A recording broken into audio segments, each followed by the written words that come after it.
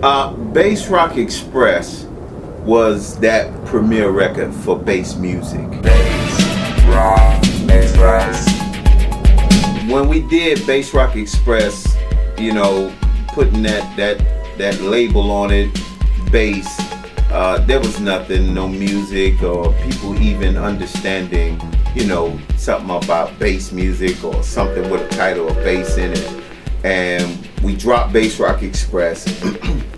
And, you know, Bass Rock Express, like, it took off so fast. I remember the first DJs ever played MC80E record, Bass Rock Express, Bass Funk DJs down in Dania.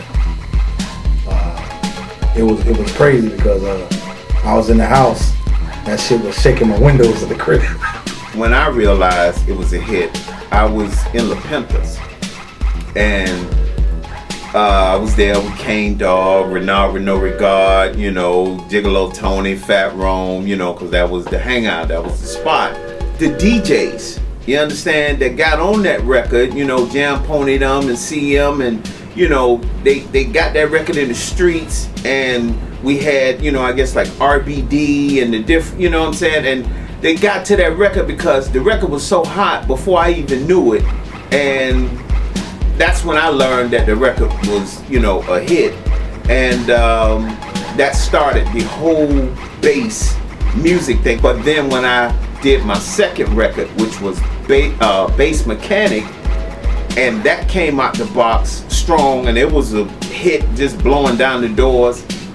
That's when everybody said, okay, something is with this bass stuff, this bass music.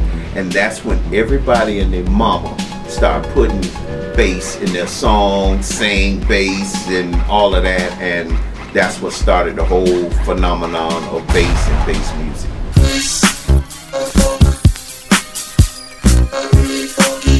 The term bass, it was not something that I invented, obviously. I will never say that. I say that we kind of all did it. But when I decide to jump on a topic, in this case bass, I go in, I use all my creative energies, and whatever it is that I can put my spin on it, that's what ends up coming out. So I kind of lean towards more like sci-fi than the rest of everybody, or bizarre, left field, whatever you want to call it. So from me, you get Bass Planet, the Bass That Ate Miami, which is like, you know, 1950s sci-fi themed as far as just the concept, because everybody liked computer funk. It was a street record. And back then, you really didn't call stuff electro, you really didn't call it hip hop, you didn't really call it rap, even though computer funk really isn't rap or hip hop. It was street music. Down in Miami, it was called street music. If you worked at a record store, a one-stop, a distributor, or whatever, you had stuff that was R&B, you had stuff that was rap and hip hop, and you had stuff that was street music. And street music was that kind of undefined in between. Is it electro?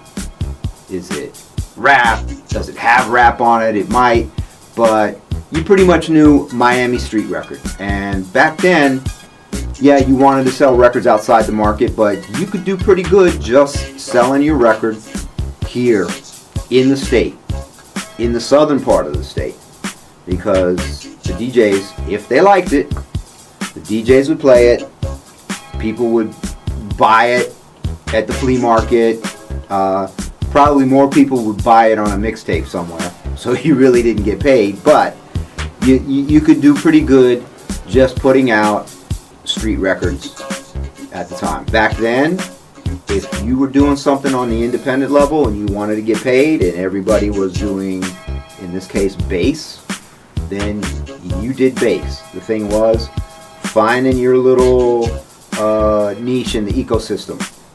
There's enough of us doing it that if we all did the same thing, it makes it hard. And what you had was a lot of the independent record companies, first thing that would always be out of their mouth, whatever record was the hottest at the moment, bring me this. Bring me this record.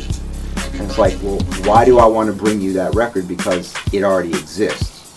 and there's already, while we're talking, probably 10 more people in the studio doing that same record, which is great if you're going to mix with it. But for me, if you tell me, bring me this record here and it's over on this side, I'm going to go on the other side of the spectrum and I'm going to give you that record. And you either like it or don't, and the people either like it or don't.